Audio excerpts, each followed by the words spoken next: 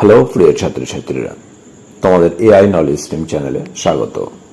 আজকের আলোচনা বিষয় হচ্ছে দশম শ্রেণীর সপ্তম অধ্যায়ের একটি গুরুত্বপূর্ণ প্রশ্ন, যেটি হলো সশস্ত্র বিপ্লবী আন্দোলনে দীপালি সঙ্গের ভূমিকা লিখো।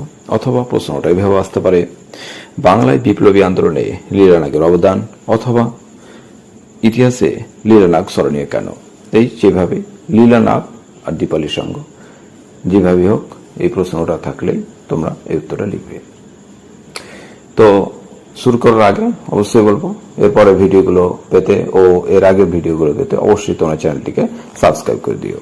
তো চলো শুরু করা যাক। উত্তর: ভূমিকা।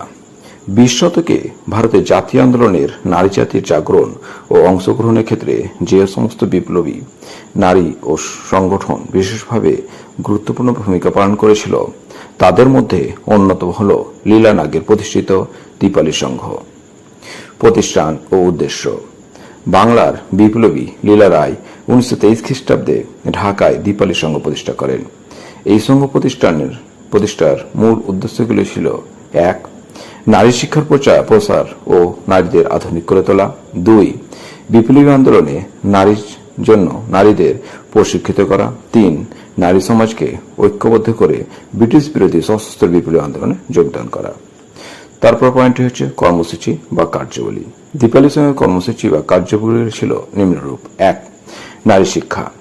দীপালি সংঘের প্রচেষ্টায় 1928 খ্রিস্টাব্দের মধ্যে নারী শিক্ষা মন্দির নামক বালিকা বিদ্যালয় সহ 12টি অবৈতনিক প্রাথমিক বিদ্যালয় ও বয়স্ক শিক্ষা কেন্দ্র গড়ে ওঠে। 2 নম্বর পয়েন্ট হচ্ছে প্রশিক্ষণ। ভারতের মুক্তিযুদ্ধের উপযুক্ত যোদ্ধা তৈরি করার উদ্দেশ্যে মেয়েদের জন্য নানা কর্মসূচি গৃহীত হয়। লাঠি খেলা, শারীরচর্চা ও অস্ত্র চালানোর শিক্ষাদানের ব্যবস্থা করা হয়। এই ধরনের কর্মসূচি মহিলাদের সাহস ও শক্তি বৃদ্ধির সহায়ক হয়ে ওঠে। 3. দীপালি শিল্প প্রদর্শনী। দীপালি সংঘের উদ্যোগে 1924 খ্রিস্টাব্দ থেকে শুরু হয় দীপালি শিল্প প্রদর্শনী। এই প্রদর্শনী বাংলায় নারীদের সামনে নারী মুক্তি সংগ্রামে নবদিগন্ত উন্মোচন করে।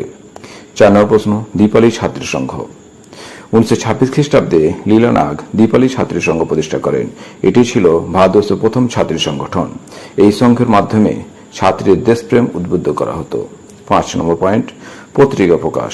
লীলানাগ দীপালি সংঘের পক্ষ থেকে 1931 খ্রিস্টাব্দে একটি পত্রিকা প্রকাশ করেন। রবীন্দ্রনাথ ঠাকুরের প্রেরণায় তিনি পত্রিকার নাম রাখেন জয়শ্রী। এই পত্রিকাও নারীদের বিপ্লবী উদ্বুদ্ধ করে। উপসংহার: দীপালি সংঘ বাংলায় নারী সমাজের ইতিহাসে দ্বিবিধ প্রভাব বিস্তার করেছিল, যথা 1. শিক্ষার প্রচারের মাধ্যমে নারী জাতির আধুনিকরণ ও 2. দীপালি সংঘ হয়ে ওঠে বাংলার নারী বিপ্লবী আন্দোলনের প্রধান প্রতিষ্ঠান। তো এই ছিল আলোচনা। তোমরা অবশ্যই 1 মার্ক 2 মার্কের ভিডিওগুলো এই অধ্যায়ের উপরে দেওয়া আছে। তোমরা যদি দরকার হয় তাহলে আমাদের চ্যানেলটিকে সার্চ করে পেয়ে নিতে পারো। Thank you.